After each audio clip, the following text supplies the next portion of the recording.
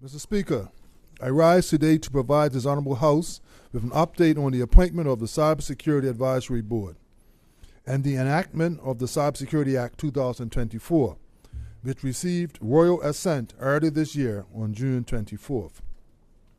Mr. Speaker, the Cybersecurity Advisory Board exists to provide the Minister of National Security with advice on best practices for the safeguarding of information resources of Bermuda's essential operations.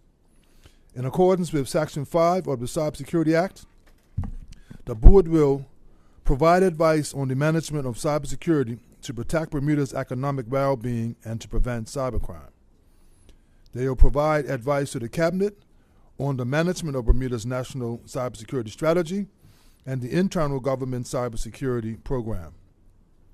They will provide advice to the Public Service Executive on the management of the government cybersecurity program.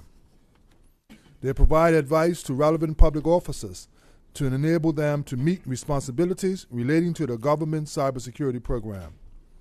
Provide advice to critical national information infrastructure, or CNII, enforcement authorities, and coordinate and encourage collaboration amongst the government and other CNII enforcement authorities and the entities they regulate. Mr. Speaker, the Board will bring together public officers and private sector stakeholders to contribute to the development and management of our cybersecurity policies. Board members will include the Chief Information Security Officer and the National Disaster Coordinator from within the Ministry of National Security, the Chief Information Officer in the Department of Information and Digital Technologies, the head of the Bermuda Public Access to Information and Personal Information Protection Unit, a representative from the Bermuda Police Service, the Bermuda Hospitals Board Chief Information Security Officer, 2 private sector cybersecurity advisors, and a lawyer with cybersecurity experience. Mr. Speaker, I am pleased to report that the necessary private sector members have been identified and have been formally appointed to the Board. Members of the public can expect to be apprised of the full composition of the Board, including the Chairman and the Deputy Chairman, through notice in the Official Gazette in the coming days. I wish to thank the Board members for their willingness to serve Bermuda in this capacity.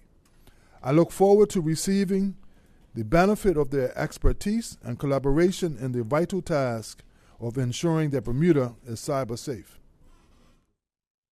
Mr. Speaker, in accordance with the Cybersecurity Act 2024, the Board will be expected to provide me with a report on the exercise of its functions at the end of every period of 6 months.